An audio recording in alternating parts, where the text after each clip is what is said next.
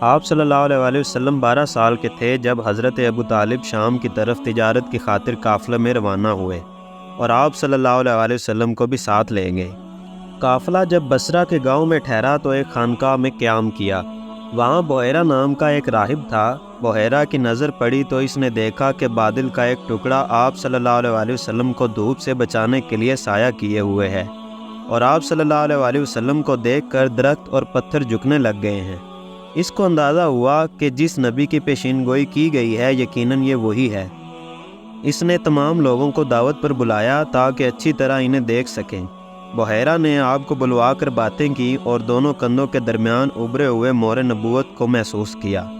جب یقین ہو گیا کہ یہ وہی ہیں تو حضرت ابو طالب کو بلا کر پوچھا اور کہا کہ اس بچے کو لے کر واپس چلے جائیں، ایسا نہ ہو کہ یہودی ان کی نشانیوں سے انہیں پہچان لیں اور کوئی نقصان پہنچا دیں۔